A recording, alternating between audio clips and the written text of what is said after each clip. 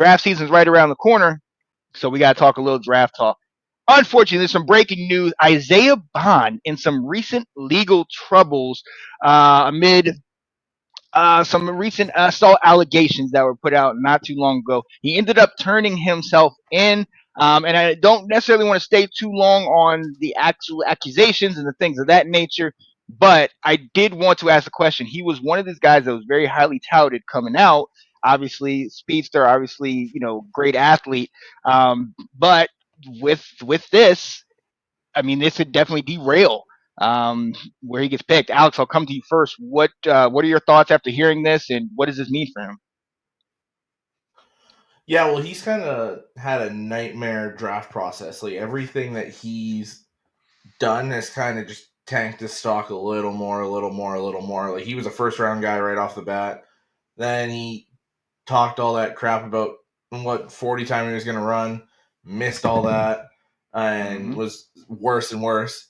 And then now this comes out a couple weeks before the draft. And it's one of those things that he's going to have to talk to these teams. They're going to have to reach out to him and be like, what's going on, what happened. He's going to have to be honest with them and have those hard discussions.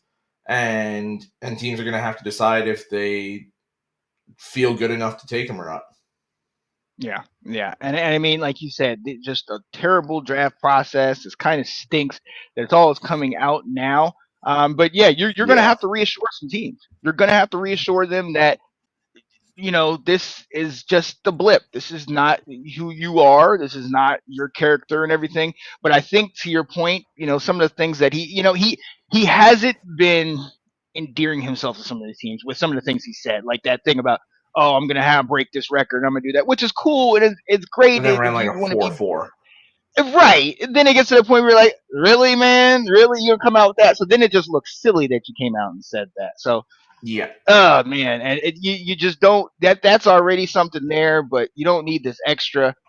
Eric, man, like we all initially coming out of college, this guy was up there. This guy was a name that everybody had on their lips. Now it's all for the wrong reasons, man. What's it going to do for him? Yeah, it's absolutely hard to say. I won't dive too much into you know whether what happened or didn't happen. Um, but the reality is the perception is now always going to be with him. Um, and not that he necessarily did it, but there's always going to be the talk about that this had occurred. Think about Ben Roethlisberger. It's still Mm-hmm. in my mind, um, right, wrong, indifferent, true or not. It's always something I think about when I hear about Big Ben. The uh, the interesting thing with this is go back maybe to a like slightly different case. I'm trying to think who it was. Was it Lael Collins Mm-hmm. with Yeah. so I think if I remember correctly, he was a projected top 20 pick. Mm-hmm. And Very close to that, yeah. yeah, and fortunately it came out that he was not involved in what they thought he might have been. But that killed his draft stock. He was a Mm-hmm. day It, 3 pick after that. yeah. Now it did work out for him in the end because he played so darn well that he got a contract earlier than most people can.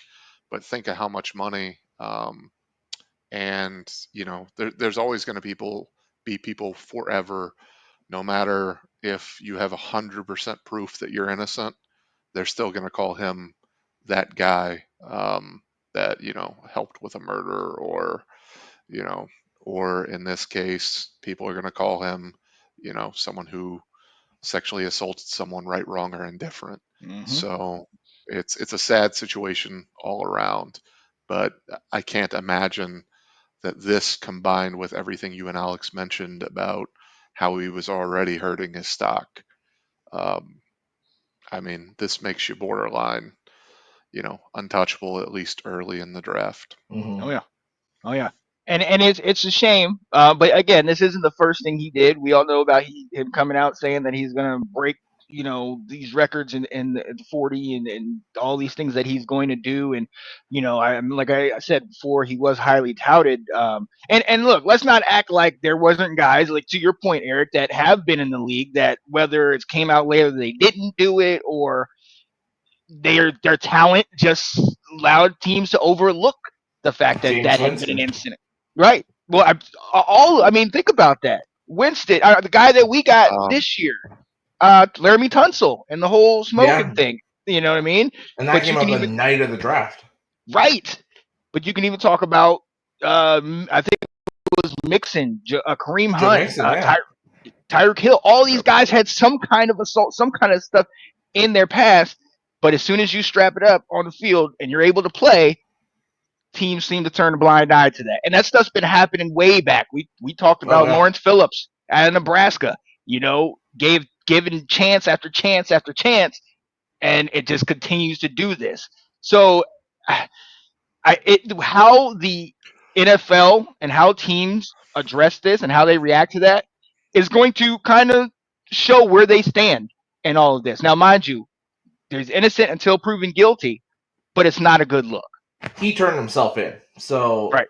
if he didn't at least unfortunately, it sounds like it was something they agreed upon before, and then Yeah. she kind of backed out, and he kept going, and then he blamed alcohol. But he turned himself in, so clearly something happened.